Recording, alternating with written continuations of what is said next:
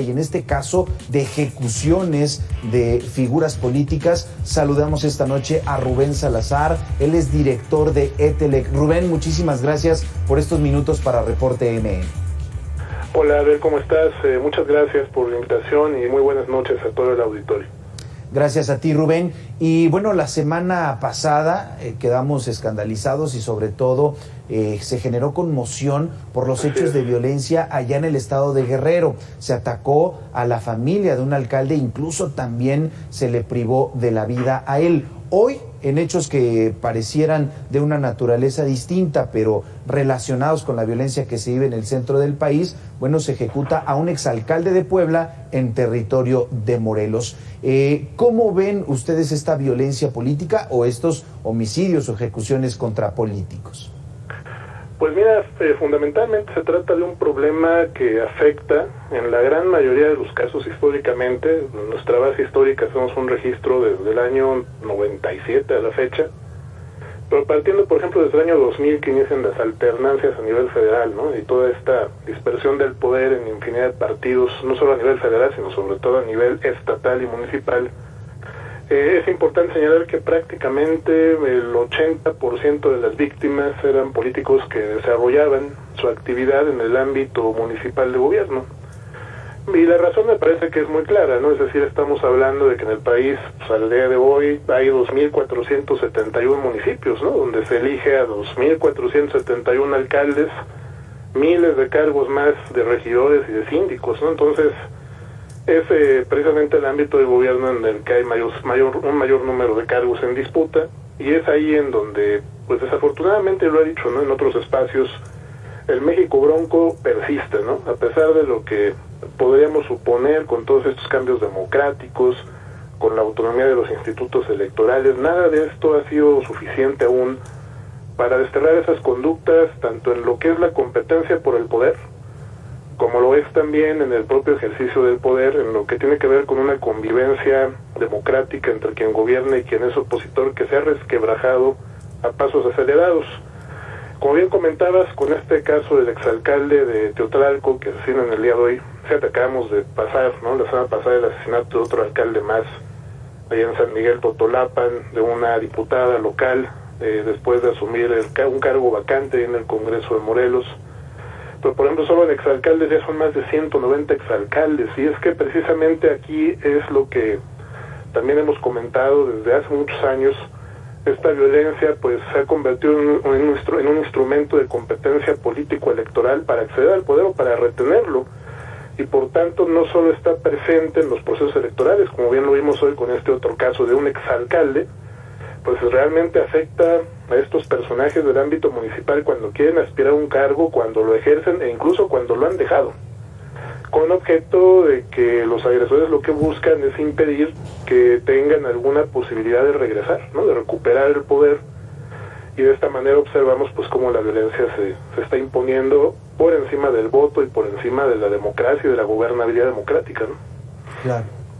Claro, Rubén, mencionabas estas estadísticas y sobre todo esta base de datos que han robustecido pues con la información que se va generando en torno a estos asesinatos.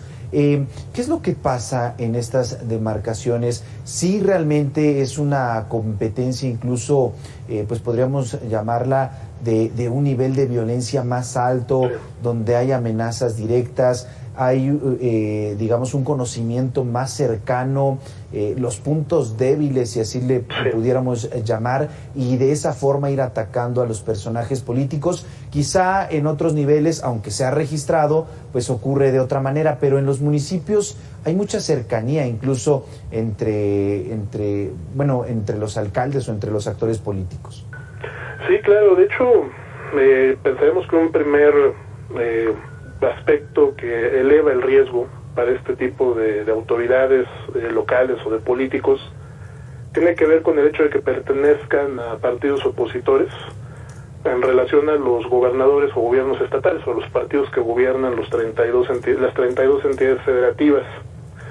Por ejemplo, de los 60 ediles que comprende tanto alcaldes, regidores y síndicos que han perdido la vida en lo que va de este sexenio, De ellos 18 eran alcaldes, teníamos también 31 regidores y 11 de ellos síndicos, pero mira, este dato que te voy a dar me parece muy importante. 83% de estos 60 ediles asesinados en lo que va del sexenio eran opositores a los gobiernos de los estados, a los partidos, a las coaliciones gobernantes en los 32 estados. Me parece que el dato es relevante porque te ofrece información de contexto. Evidentemente esto todavía requiere, ¿no?, que sea investigado por las autoridades ministeriales, por las fiscalías de los 32 estados, que es a las únicas de las que les compete esclarecer los móviles, ¿no?, saber si fue por razones políticas o de otra índole. Pero el problema está en que muchas de estas fiscalías, sus titulares, son designados por los gobernadores, ¿no? Entonces allá tienes un primer obstáculo para llegar a la verdad. Es decir, en la mayor parte de los casos las víctimas son opositoras a esos gobernadores, ¿no? ¿Y qué es el segundo problema que vemos? Pues que lo que prevalece es la impunidad, ¿no? Ahora, como detonantes de esta violencia, yo te podría decir que en casos donde se presume la participación de grupos delictivos que asesinan a un alcalde o a un candidato por no ceder a sus presiones o porque les resulta incómodos, ¿no?, para el control de determinados territorios, pues no solamente tiene que ver con la urgencia que tienen estas agrupaciones criminales de controlar actividades lícitas o ilícitas, sino de tener autoridades que los protejan, ¿no? Entonces esto se vuelve un problema político, porque evidentemente también lo que hemos visto ahora con todas estas filtraciones de documentos de Sedena, pues es la cantidad tan increíble de pactos, ¿no?, político-criminales, de autoridades que están siendo señaladas de proteger a estas organizaciones de la delincuencia, que cuando asesinan a un alcalde o se deshacen de un candidato, de cualquier otra autoridad, pues lo que nos deja ver esto precisamente es que hay un trasfondo político aún cuando hay mano de la delincuencia, ¿no? Y por el otro lado, cuando hay motivaciones o móviles políticos que empiezan a identificarse detrás de estos atentados, como es el caso de la diputada de Morelos, muchas veces los propios responsables, aún siendo políticos, cuando asesinan a un adversario para quedarse con el cargo, emplean a grupos de sicarios, ¿no? Es decir, emplean servicios de la delincuencia organizada. Entonces realmente estamos viendo pues las dos caras de la misma moneda, pero en realidad pues también lo que está presente en estos casos pues me parece es una motivación totalmente de índole política, ¿no? Claro. Rubén, y ya platicando primero los datos que nos compartías y ahora pues una idea de lo que tienen pues las autoridades que enfrentar en estos municipios o los protagonistas políticos, pues realmente cómo queda parado el país, es decir, si estamos avanzando como democracia o finalmente la violencia está imponiendo a nuestras autoridades. Sí se está imponiendo la violencia y es un proceso, una tendencia creciente, ¿no?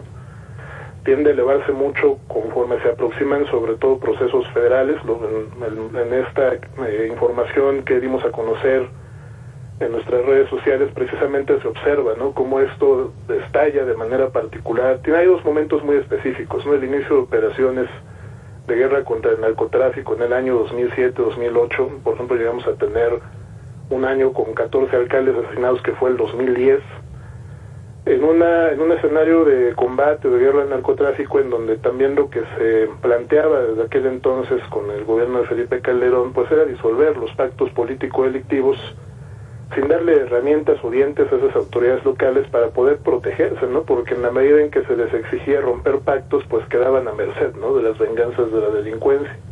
Perdieron la vida muchos alcaldes en ese año, sobre todo de estados del norte del país, en Veracruz, donde se significaba ese teatro de operaciones, ¿no?, contra la delincuencia. Y el segundo momento, yo diría, fue el proceso electoral del 2017-18, ¿no? Es decir, la llegada de la izquierda al poder a nivel federal también rompió infinidad de pactos. Bueno, no solo al poder federal, ¿no?, en diversos estados y municipios, y hasta la fecha ha roto infinidad de pactos también a escala estatal y local. Ha provocado un reacomodo y el surgimiento de nuevas organizaciones delictivas, pero también de nuevos pactos político-delictivos que están disputándose, pues no solamente municipios, están disputando ni siquiera estados, se disputan regiones, ¿no?, que abarcan a más de un municipio, un estado. Entonces por ello, pues toda esta bestialidad con la que a diario pues los medios dan cuenta una parte de esa situación, de las decenas de personas que son asesinadas, producto precisamente de estas disputas. Y nosotros pensamos que un aspecto que impide precisamente que este problema se detenga es la impunidad, ¿no? Es decir, en la medida en que seguimos todavía observando que la autoridad no aplica sanciones ejemplares, no se detiene a los responsables, pero aún no se desinvestiga, sí, no hay sentencias, es muy difícil, ¿no?, que claro, se impida que estas conductas se repitan a futuro. Claro. Platicamos esta noche con Rubén Salazar, él es director de ETELEC y hablamos de violencia política, especialmente sobre los homicidios de figuras políticas en nuestro país. Ya nos platicabas todo el contexto, pero creo que lo más relevante es esto, está incrementando esta violencia. Rubén, sí, muchísimas gracias por estos minutos para Reporte MN. No, al contrario, muy buenas noches. Gracias a Rubén Salazar.